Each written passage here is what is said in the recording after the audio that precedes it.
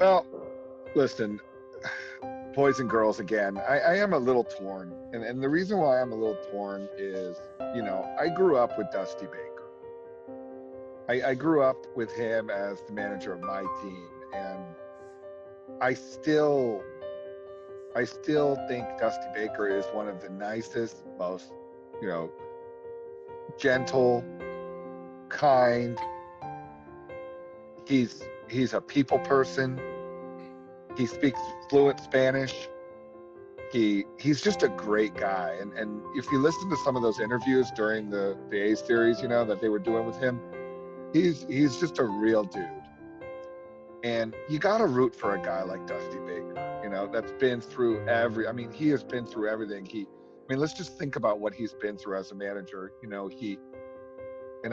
this is a little history lesson that no one will care about, but, his first year as a Giants manager in 1993. Right-handed delivers. There's a high drive into right field. Martinez to the track, to the wall, gone.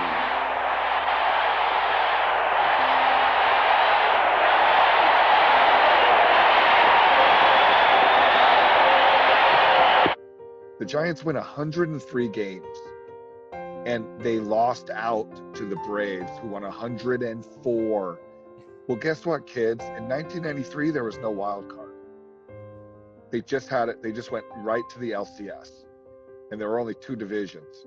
I don't even know if you knew that, Nicholas, but there were only two divisions. And if that were to happen today, the Giants would have been the top wild card team, or whatever. They would have been, or they wouldn't even been a wild card. They would have been that second seed out of the West. Okay, so that was his first year. They missed the playoffs entirely, winning 103 games. Okay, 97. They make it to the playoffs. They they win the division. They get swept by the Marlins. Up the middle. Hamilton comes on. Here comes the runner home. Oh, it hits the mound. The Marlins win. Sheffield scores.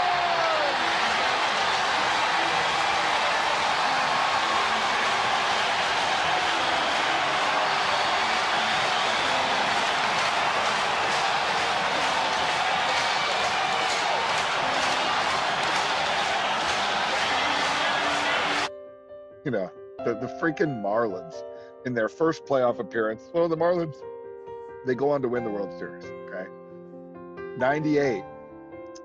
They have a 1-game lead on the top wild card spot going into the last day of the season over the Cubs, and Rob Nen's on the mound against Nafi Perez of the Rockies, who hits a game-winning home run as the Cubs win their game to create a tie and a 1-game playoff at Wrigley Field for the wild card spot that the Giants lose 5-3. 2-2. Back to Carter. The pitch. A little pop fly toward Mark Grace. He's waiting. He's got it. The Cubs are in the playoffs. The Cubs win. The Cubs win. The Cubs win. Cubs win. They're in the playoffs. It's a wild scene on the field. All of the Cubs in a mass of humanity, pounding each other on the back, hugging each other. All 25 guys out on the infield here at Wrigley Field. Okay, let's go to 2000. You'll like this one. They play the Mets. They win game 1 easily because the Mets sucked. Game 2, JT Snow ties the game off of Armando Benitez in the bottom of the 9th. Guess why I remember that? I was there.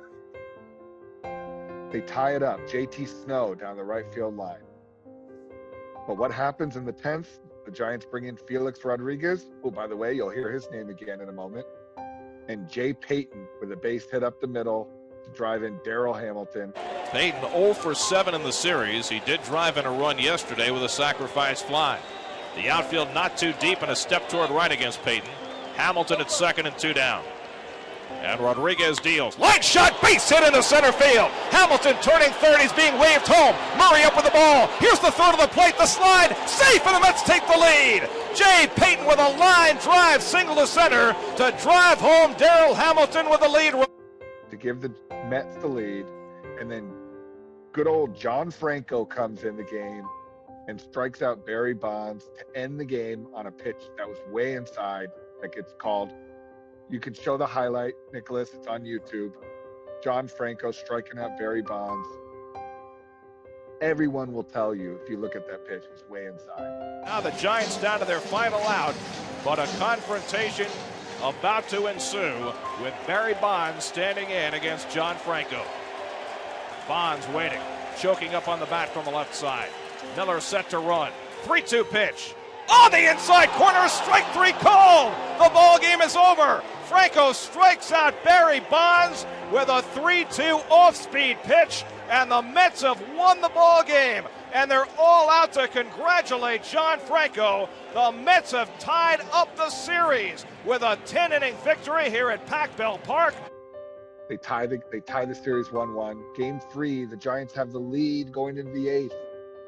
At Shea Stadium, Rob Nen comes in, blows the game. Edgardo Alfonso with a 2-run double down the left field line. And then who wins the game in extra innings? Kids, remember this name, Benny Agbayani. Agbayani hits into deep left center. 13th inning, Mets win game 3.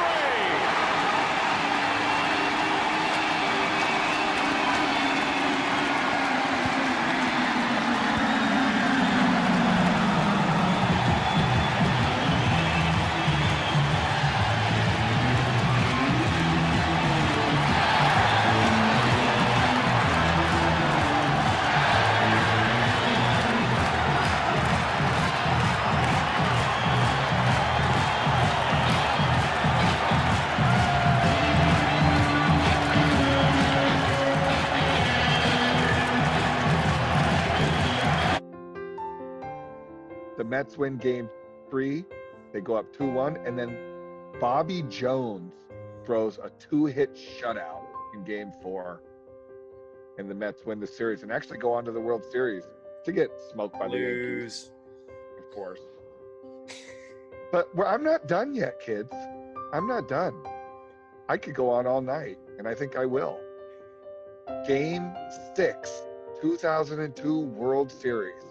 Anaheim Angels, San Francisco Giants. Russ Ortiz throws 6 shutout innings.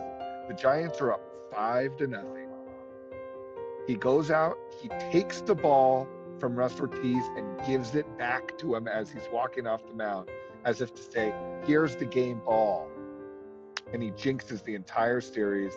Scott Spezio hits a 3-run homer off Felix Rodriguez. The rally monkey lives on.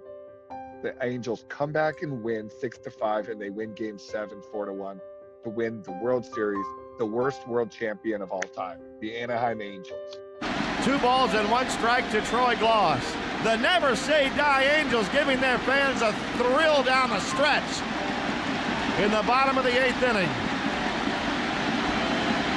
2 balls and 1 strike. Nen delivers, and it's belted left field in the gap. It's in there for a double. Here comes Biggins. Here comes Anderson. The Angels take the lead,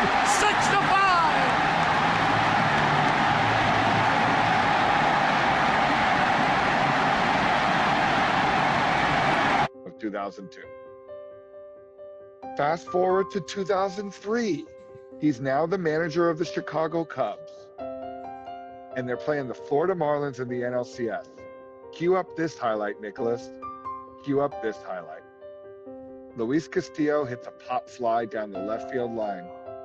And a crazy-looking fan named Steve Bartman reaches over and takes the ball away from Moises Alou.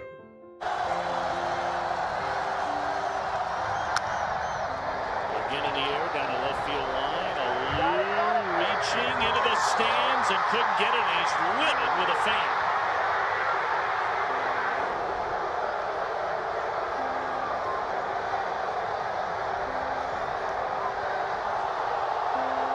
That's awfully close to fan interference right there. The umpire's all over it. The umpire right down there, Mike Everett's on the play. If Alou has to reach into the stands, it's fair game for the fans to catch the ball. If the fan reaches out over the field, then it can be ruled fan interference. That is very, very close. In one of the most controversial plays you'll ever see in Major League playoff history.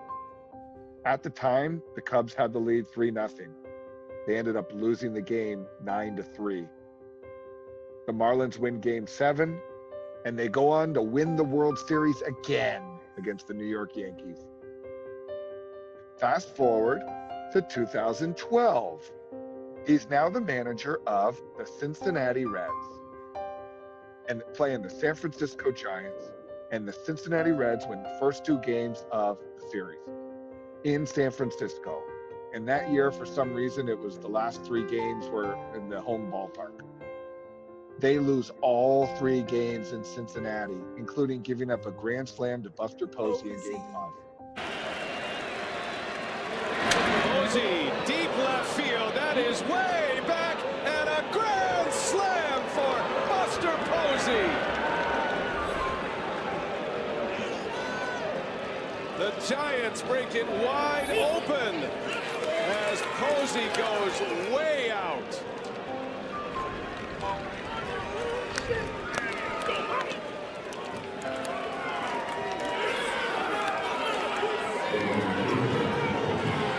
What a moment for... That is Dusty Baker's career in a nutshell. Postseason failure, blowing leads, mismanaging bullpens,